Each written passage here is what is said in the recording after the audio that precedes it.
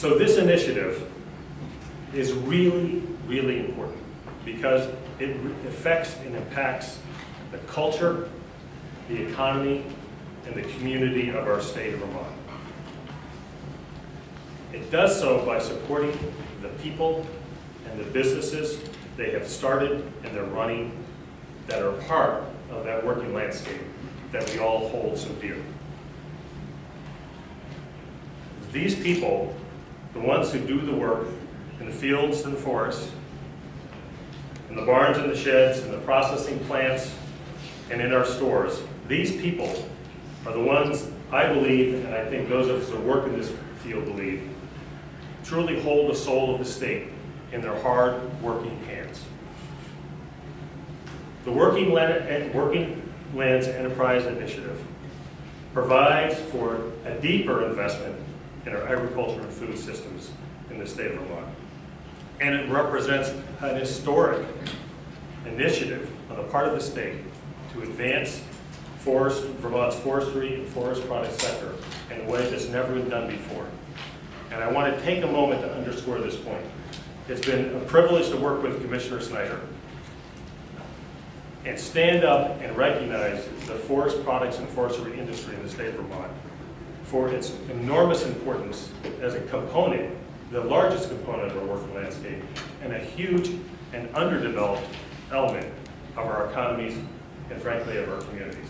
So it's been wonderful to work hand in hand and on equal footing with forestry and agriculture. So how did we get here? Let me provide you a little background.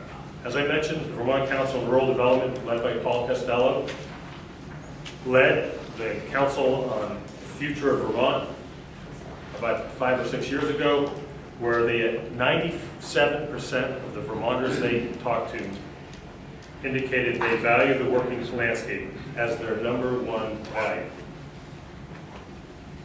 The Vermont Council of Rural Development created the Working Landscape Partnership, composed of over 800 organizations, businesses, and individuals, and the Working Landscape Coalition that has made a point to systematically support this initiative from the get-go. And that partnership helped to set the stage for the successful passage of Act 142, which I have to underscore. Their effort, that call, was heard by the legislature, by the governor, and frankly by the people of the state of Vermont as a top priority. And have those people, that's this legislature, this governor, and the people of the state of Vermont have supported this effort from the get-go. As a result, we have a board that was established in August of 2012. That was just less than a year ago.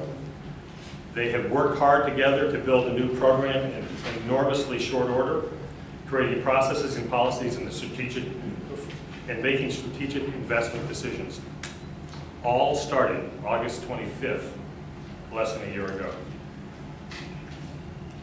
This is a rich group of people with a broad background in business and entrepreneurship, from agriculture and forestry, from not-for-profit sectors, as well as representatives of the state of Vermont.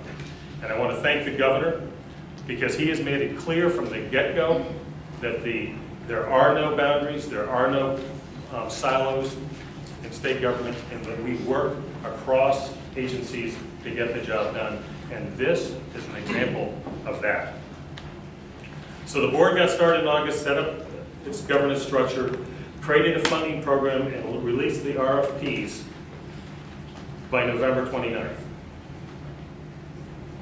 And we announced that in Middlebury on that date.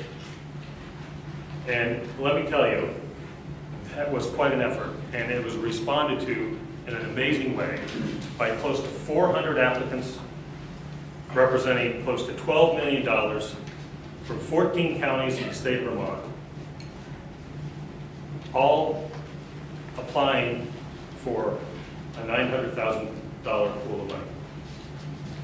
If there's any question about whether there's interest and enthusiasm in the working landscape in the state of Vermont, Vermonters have demonstrated there is.